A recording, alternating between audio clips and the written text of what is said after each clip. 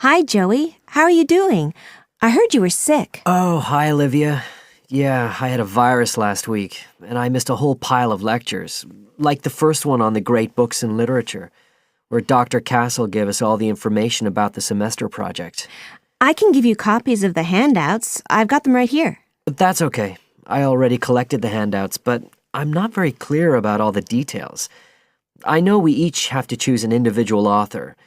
I think I'm going to do Carlos Castaneda. I'm really interested in South American literature. Have you checked he's on the list that Dr. Castle gave us? We can't just choose anyone. Yeah, I checked. It's okay. Who did you choose? Well, I was thinking of choosing Ernest Hemingway, but then I thought, no, I'll do a British author, not an American one. So I chose Emily Bronte. Okay. And first of all, it says we have to read a biography of our author. I guess it's okay if we just look up information about him on the internet? No, it's got to be a full-length book. I think the minimum length's 250 pages. There's a list of biographies. Didn't you get that? Oh, right. I didn't realize we had to stick with that. So, what do we have to do when we've read the biography? Well, then we have to choose one work by the writer. Again, it's got to be something quite long. We can't just read a short story.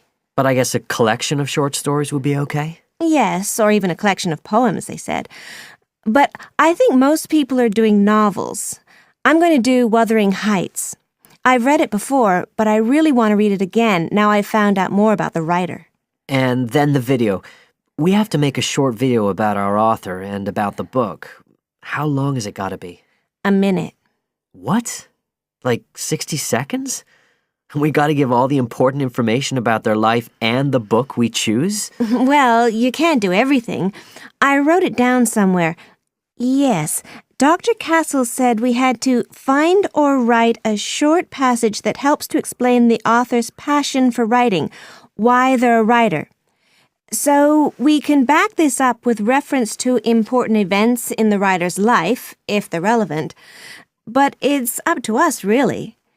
The video's meant to portray the essence of the writer's life and the piece of writing we choose. So when we read the biography, we have to think about what kind of person our writer is.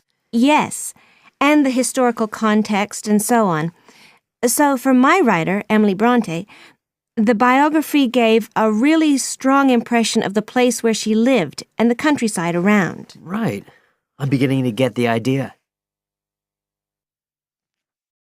Can I check the other requirements with you? Sure. The handout said after we'd read the biography, we had to read the work we'd chosen by our author and choose a passage that's typical in some way, that typifies the author's interests and style. Yes, but at the same time, it has to relate to the biographical extract you choose.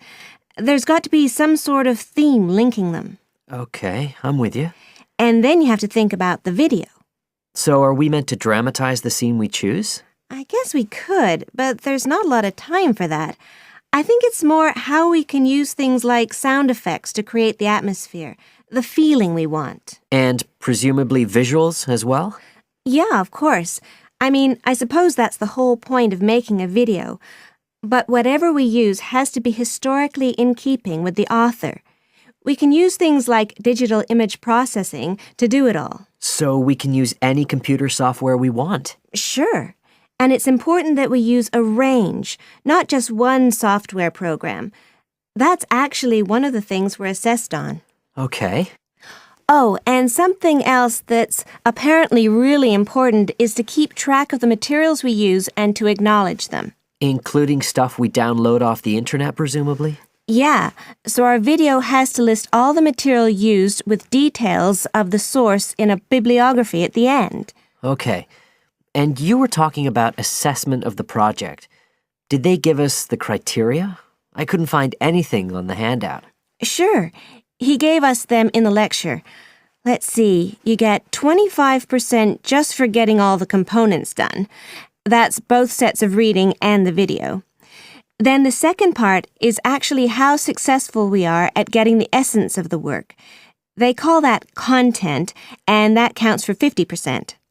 Then the last 25% is on the video itself, the artistic and technical side. Great. Well, that sounds a lot of work, but a whole lot better than just handing in a paper. Thanks a lot, Olivia. You're welcome.